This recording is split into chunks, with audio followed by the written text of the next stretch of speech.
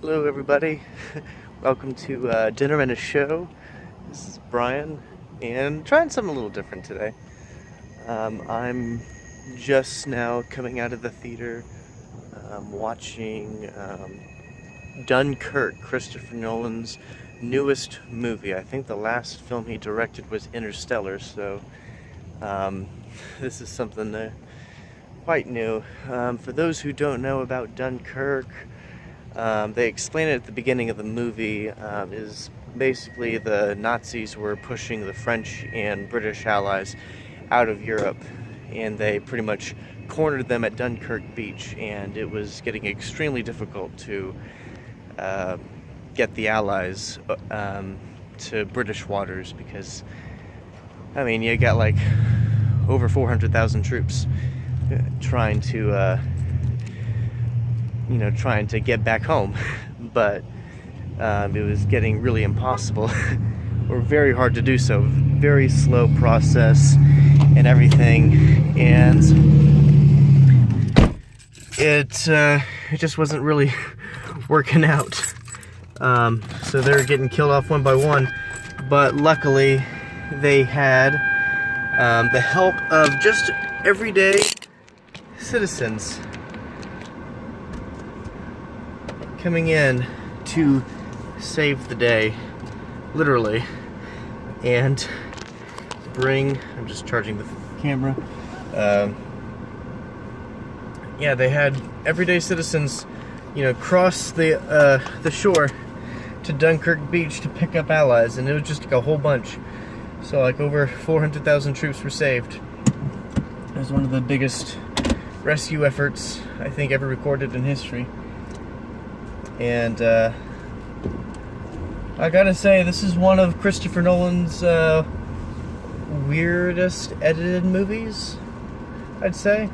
Is that saying something? I haven't watched Memento, so I can't really, and you know, you can roast me in the comments. So, I mean, but I know how that's structured, in a way. But this one, it's not like that. It's just kind of, it just really set the tone a bit, especially when you're looking at the beginning of the movie, because it's like they like cut to a scene of like soldiers walking in some sort of alleyway, and then it cuts to black, with some words explaining pretty much what I was just explaining, and then they cut back to the same scene, and then they sorry, car just practically cut me off. And then you have the words again, they kind of builds it up a bit, and yeah, it was pretty interesting in that sense. And it was also weird because there really wasn't a main character.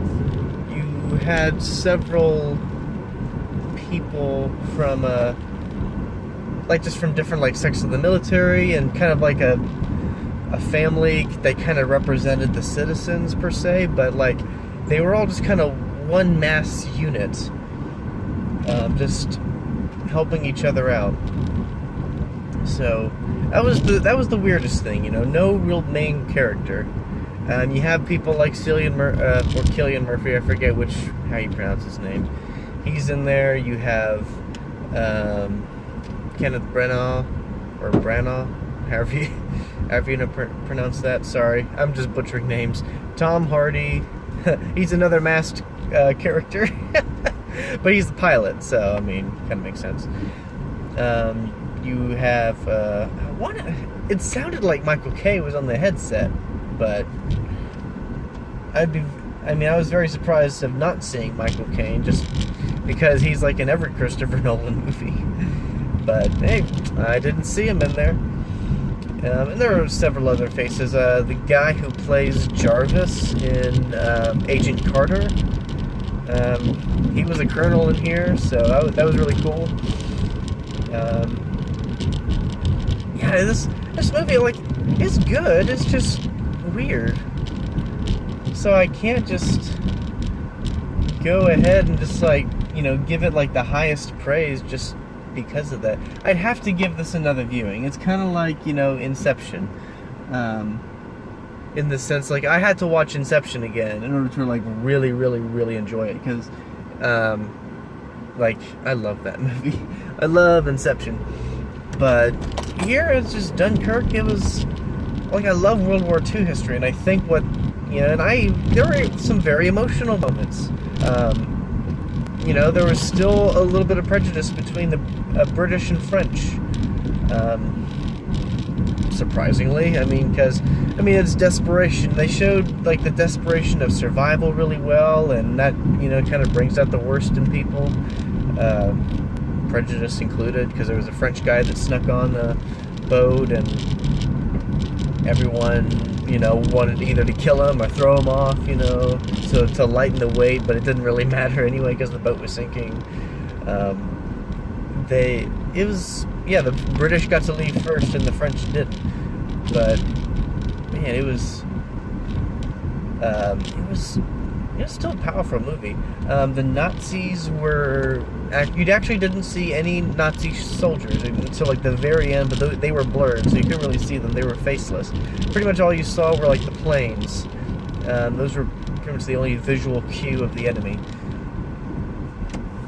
You also had, everyone had their goals. Okay, so, like, the family, I think they were kind of the more prominent characters. They were my favorite aspect of the story, because they're trying to rush over to shore, to get as many soldiers as they can into the boat, or their boat, and I think one of the sons is, like, badly injured from a soldier that was suffering through PTSD because he got shot out of the sky and he could have died, so they're dealing with that.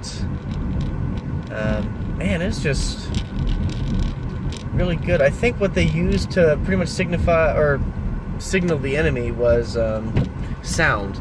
They definitely utilized sound. It was super loud, so it made me feel like I was there, just because the bullets were, like, felt like they were zooming past me, and they were just really loud, like peppering the metal against the ships, or the sand, but wherever they're at, because they're on the beach or in the boats. The steadily crescendo of the plane engines as they got closer and closer to our troops. You have a lot of sound cues like that, so they definitely use that well. The cinematography is very Nolan-esque. If you've watched any of his films, from Dark Knight to Inception to Interstellar to Prestige, he has a sort of cinematic style. I think he uses his same cast for pretty much every project. So I think they did a really good job again.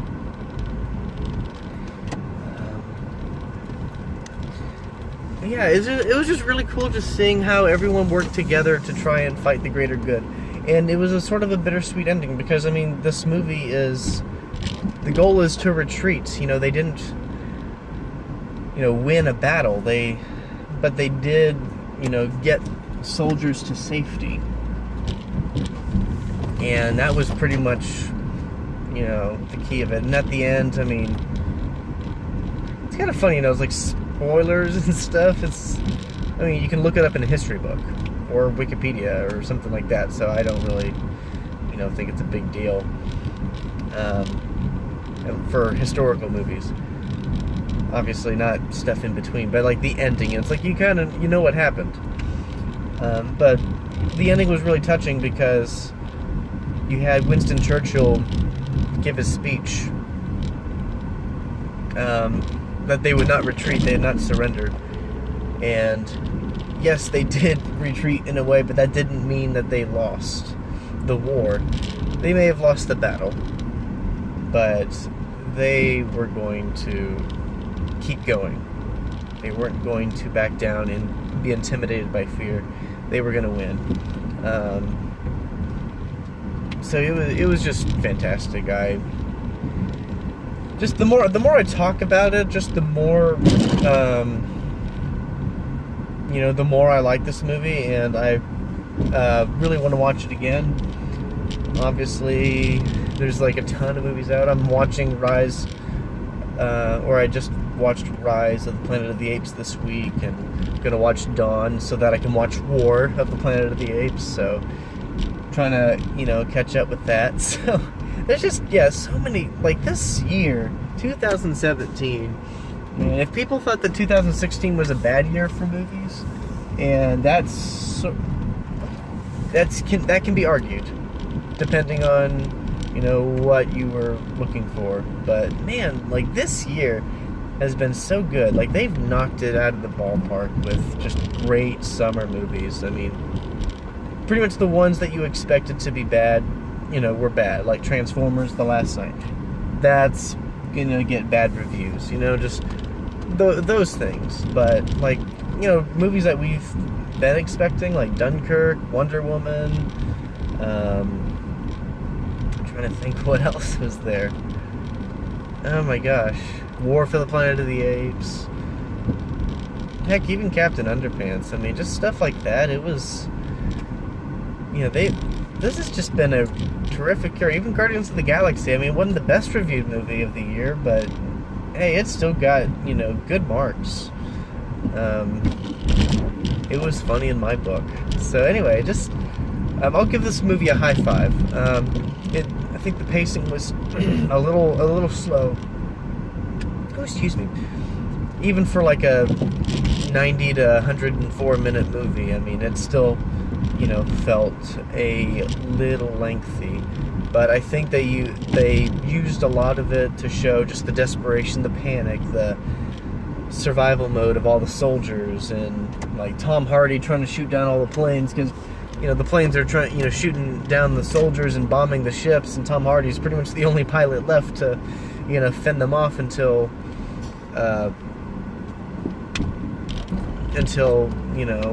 they get home. So it was really good. You know what? Go watch it. It's not your typical war movie. There's not a main character to follow per se. There's like a main character per people group or group of people that you kind of follow throughout, and they sort of represent a large group of people. So I guess in a way, but they all work as a mass unit, like I said earlier. So it's just a very different take on filmmaking. And okay, I didn't even mention this earlier. There's no development of the characters per se. Like, you don't hear a backstory. You don't hear their inspirations or motivations or goals. I mean, their goals. It's to survive, to get out. It's to live another day. Very simplistic. And that's just what war is like. It's, you don't talk about, hey, where are you from? How's it going? Why'd you join the war? And you don't talk about that. You're in war. You're trying to get the heck out. So, anyway, that's my car. Anyway, but go watch it. It's definitely interesting. Christopher Nolan, you struck it out of the park, and I'm pretty sure you're gonna get some Oscar buzz for this year's Oscars. So, anyway, I'm Brian, and I will see you at the movies.